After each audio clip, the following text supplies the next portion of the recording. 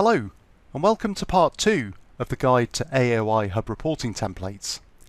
In this session, we're going to be looking at the config worksheet in the template, focusing on financial institution data, and we'll also be looking at submitter, sponsors, and intermediaries. Here I am in the template. Before I get into the reporting FI details, I'm just going to run through a couple of sections at the top of the screen.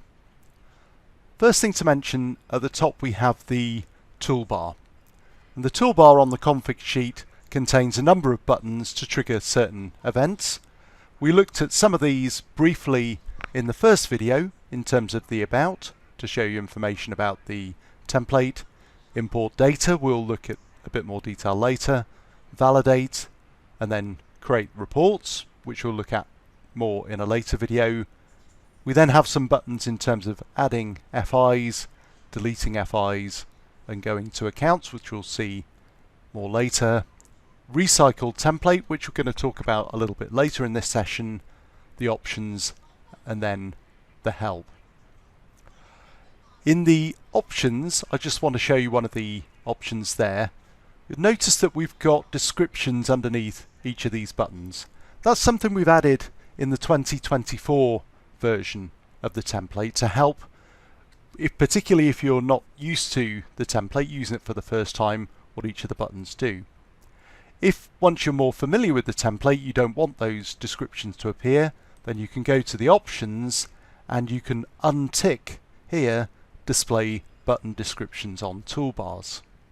If you then click on update, that will hide the description, so it makes the screen and the toolbar a little more streamlined. I'm just going to go and turn that back on for the purposes of this demonstration. The next section I just want to look at is the configuration, and this includes the key details for this report.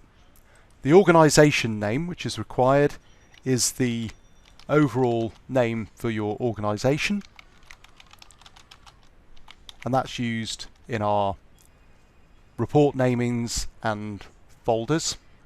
The report period, that's the year that you're creating the reports for. In this case the latest one is 2023, and when you create that it is also showing the submission deadlines for 2023 based on the submitting jurisdiction. The submitting jurisdiction here, a drop-down list of all of the jurisdictions that we support in AEOI Hub. Some of these are for FATCA only, some for FATCA and CRS. So make sure that you are selecting the correct submitting jurisdiction for your FIs, because that will then in turn affect other options and settings within the template. The organization short name is used when we create the report files and folders, and as we'll see in part 4 of the guide, that's really useful because having a short name will keep all of the folders and the file names shorter. The type of submission, where we have a drop down here, is really relevant only for FATCA if you're doing sponsoring or intermediary reporting. Otherwise leave it standard. The test submission option here is relevant if you're reporting in a jurisdiction that permits you to create a test file and then submit that. Ensure that you untick when you're returning to create your live submission.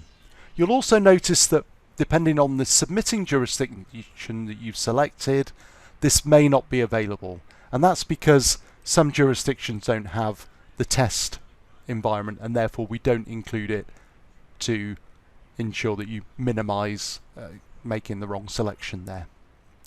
Final item on this section is the amendment correction, and where you selected that, it will allow you to choose the type of amendment report that you're producing. We'll look at that in more detail in part 4 when we look at reporting. Okay, let's move on to reporting financial institutions. To start with in the template, we have one reporting financial institution here, but as we'll see in a few moments, you can also add further FIs. This has a warning triangle because I haven't completed the data for that FI. If I click on the spyglass next to this, it will open up the reporting FI details screen, and then I can enter the relevant data. Note that when you open this up and as you work through, it will identify if there's any information that's missing or if there's any issues with the data that you've entered. So let's start entering some information here. You can see the warnings now disappeared because I've entered a name. The FI short name field is something that we have added to ensure that the file names and the folders, when you create the files, as we'll see in part 4, are shorter.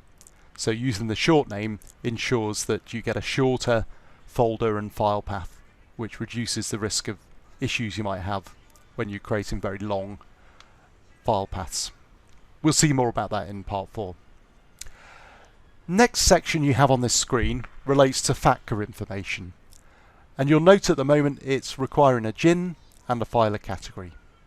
If you're not undertaking FATCA reporting for the FI, you may not have a GIN, and therefore we have this option, no FATCA reporting, which when you tick that will grey out all of that information and will ensure that you don't get validation issues in relation to FATCA. If I switch that back on and assume that I am doing FATCA reporting, we'll then look at the features we've got in relation to the GIN. Let me start entering a GIN here. Now that I've entered the GIN in the expected format, the warnings disappeared. We have a feature included in the template for check GIN. And what that will do, when I click on that button, it will check the FFI list that we supply as one of the files that you save in the same location as the template, and to see if that GIN is on the list. So checking the IRS's published list, and that's actually returned that it couldn't find that GIN. No match on the IRS FFI list. So it may be that I've mistyped that. I'm just going to check again. I think I may have put the wrong number, so let me check. This time it's found the GIN, but the name doesn't match. The name it's found on the IRS list is the AEOI Hub Limited, whereas I've got entered here the AEOI Hub. So the FI name doesn't match. That can be really important. In certain jurisdictions, they will reject your filing if the name in the submission doesn't exactly match what they're expecting. If I edit the name here, you can now see that the warning has disappeared and I've got a nice green tick because they match. Following the GIN, the other key piece of information for FATCA that's required is the filer category. And we display here in the drop-down list all of the filer categories that are relevant and permitted based on the submitting jurisdiction.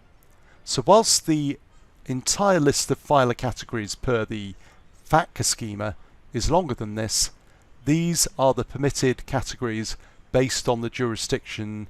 In this case, I'm looking at Jersey, so these are the categories that are permitted. That's FATCA. For CRS, you have a field here for entering the identification number. The wording that appears here and the validations in place will vary depending on the submitting jurisdiction. For example, some jurisdictions we know require a particular identification number which may be in a particular format. So where we know what that identification number is in the expected format, we would require it and we would throw you a validation message if you didn't put it in correctly. At this point, I'm going to try and update. If I click on the update button to save changes and close this screen, notice that it's now giving me a warning. warning incomplete or invalid data. That's because I've attempted to say where there's errors, and it's also showing me that those errors are in this tab, the FI address tab. 2 errors.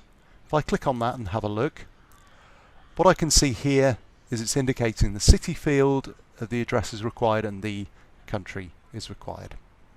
So the FI address tab is used for both FATCA and CRS purposes to enter the address.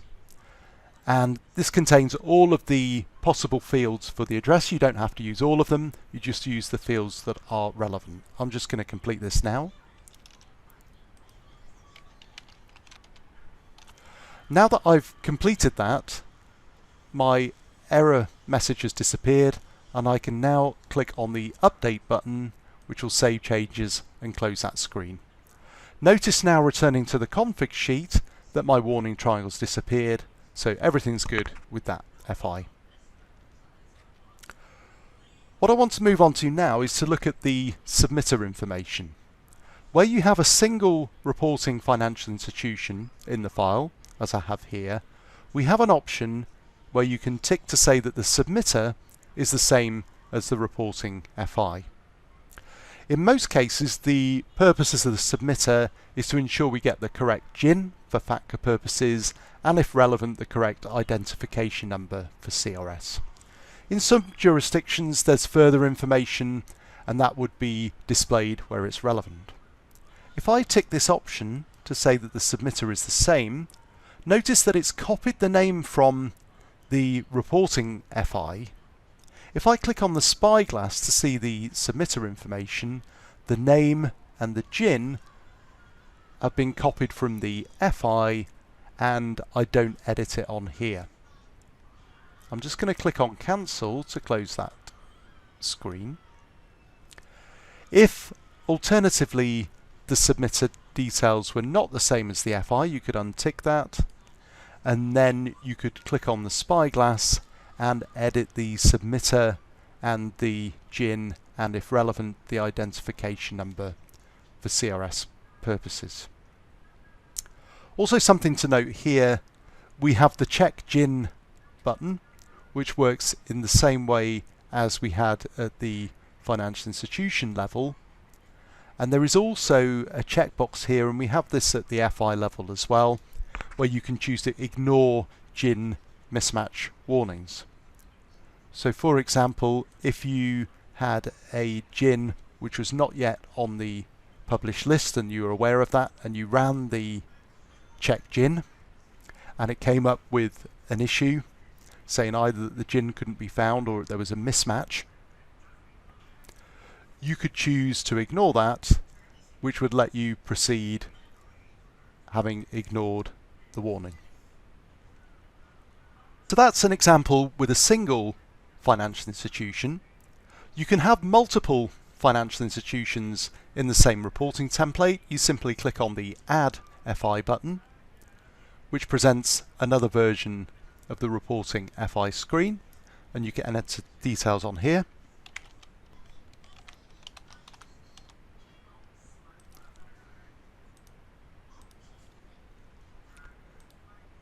Enter address quickly. Once I'm happy with all of the details, I can click on the Create button, and that's now added the second FI on screen here. Once you have multiple FIs, you can then click on the relevant spyglass to view and edit the details. Notice that now I've got 2 FIs, I can't use the option where the submitter is the same as the reporting financial institution because I've got more than one FI. Also notice on the toolbar that where I've got 2 or more FIs, I have an option to delete FI. If I click on that, I'll get a warning, just in case I clicked on it by mistake. In this case, I'm going to say no, don't delete it. But you could, if you added an FI in error, you could delete it. Note that you can't delete the first FI because there's always got to be at least one FI in the file. So as you click on an FI, that will be available, except for the first one where it's not. What I'd like to show you next is how you can import details of multiple financial institutions from a spreadsheet. For example, here I've got a list of FIs on a spreadsheet with the names and numbers and address details, and I want to import this into the template. I can start that process by clicking on Import Data on the config sheet, select Financial Institutions Details and click on Continue. I then need to browse and select the workbook that contains that data. Select the worksheet. Then I need to tell the template which row in the data contained the headings row, in this case row 1, and which row in the data contains the first information to be imported, the first data row, in this case row 2. There is also an option to remember these details, and what that does is it remembers the details I've got here, so that if I go to re-import later, it will remember these details and re-import from the same location. I'm now going to click on Import. What the template then does, it checks all of the column headings, and if it finds one where it doesn't match exactly our standard field references, then it lists them here on these unmapped columns. So what's happened here is my data has a column that's headed up FI CRS number, but that's not exactly the same as the field that we have in the template. That's absolutely fine because that's where the mapping file comes into play. If I click on Edit Mapping, that's going to open up the mapping file. This has got worksheets for the accounts mapping that we'll see more in part 3, and a sheet for the FI mapping.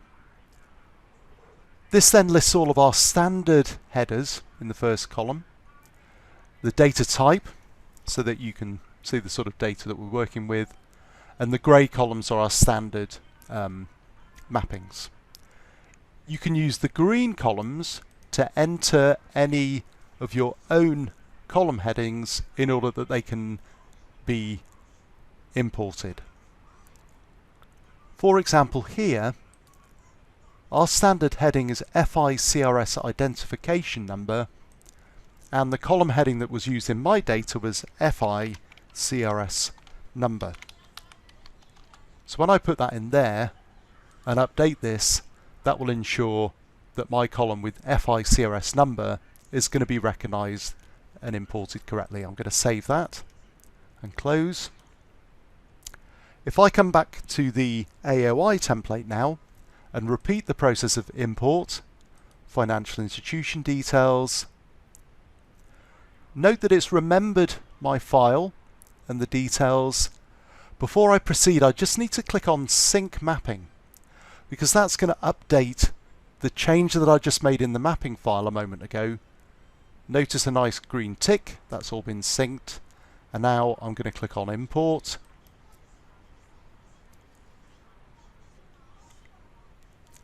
That has now been successful, and it's imported 10 financial institutions into my file. If I click on the spyglass for any of these, you'll note that it's got all the details, the GIN, the filer category, the address, anything that I had put in the source data to be imported. Before we move on to the next section, I thought it would be useful to show you the recycle template function. So I've got here a template that's got quite a lot of information because it's got 10 FIs. If I wanted to clear everything and start afresh with this file, that's where the recycle template becomes really useful. If I click on recycle template, it will firstly warn me this is going to clear all data. Do you wish to continue? Yes. And that has now returned my data to a clean version of the file. So if you take a copy of the template and then use that, it will just give you a nice clean version that you can then proceed with. I'm now going to move on to looking at sponsoring entities. If you have sponsored entities for the purpose of FATCA, then you firstly need to choose in the type of submission sponsored financial institutions. That will then open up the sponsoring financial institution section. And if you click on the spyglass, you can enter details of the sponsor. I'm going to enter the details here, sponsoring name and the GIN. Note that we've got the check GIN button here, and that runs the same checks that we just saw at the submitter and the FI, checking that GIN against the IRS published list. And that works in the same way. In the sponsor address tab, you can enter details of the sponsor address there. And once you're happy with the details, you can click on the update button to save changes. Once you've entered details of the sponsoring entity, you then also need to ensure that you flag any reporting FIs that are sponsored to ensure you get the right reporting. For example, if I click here and go to my reporting FI and I enter some details, you need to ensure that you tick the sponsored financial institution if this FI is sponsored. You also need to enter a GIN. Now most sponsored entities have their own GIN. In the filer category, you also need to ensure that either sponsored financial institution or trustee documented trust is selected as appropriate to ensure you get the right reporting.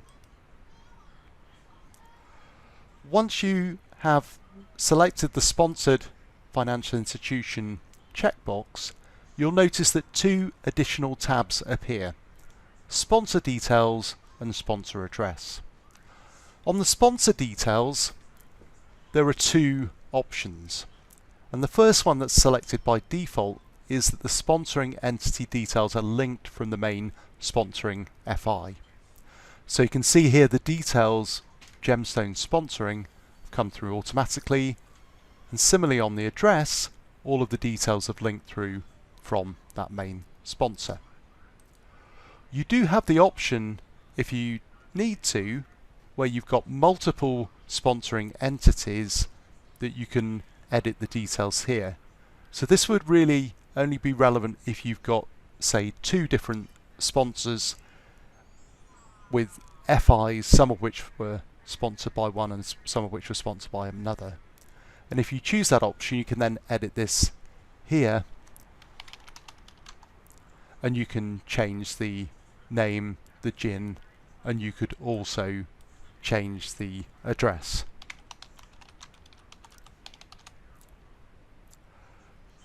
So that's there as an option.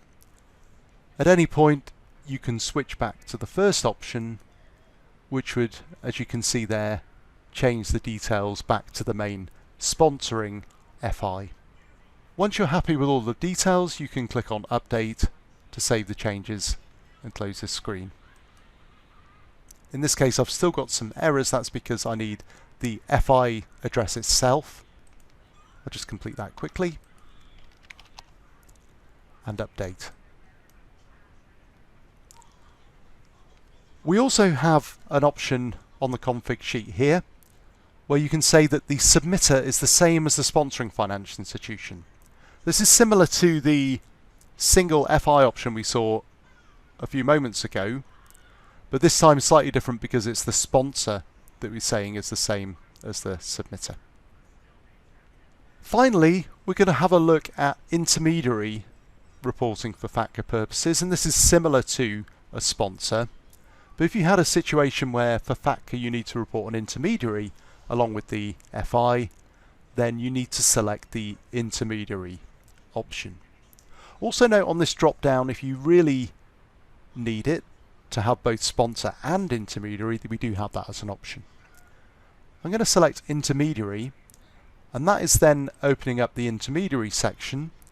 Similar to the way that the sponsors work, if I click into the spyglass, I can enter the details of the intermediary, and then for the intermediary either a GIN or EIN as appropriate, and details of the intermediary address are also required. Once I'm happy with those details, I can click on Update to update and save the changes. In a similar way to what we saw with the sponsored FIs, at the Reporting FI screen, we also need to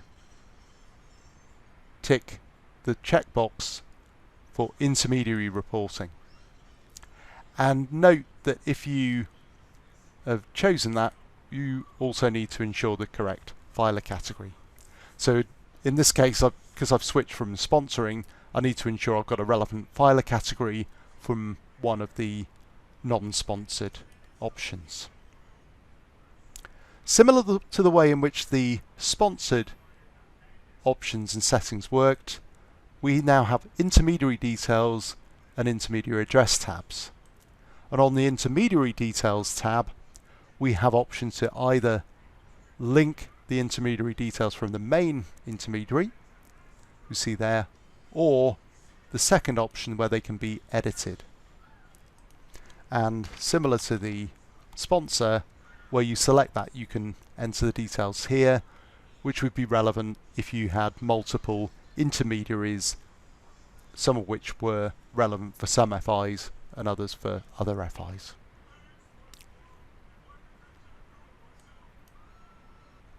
That concludes this part of the guide. In the next session, we'll be looking at accounts data in more detail.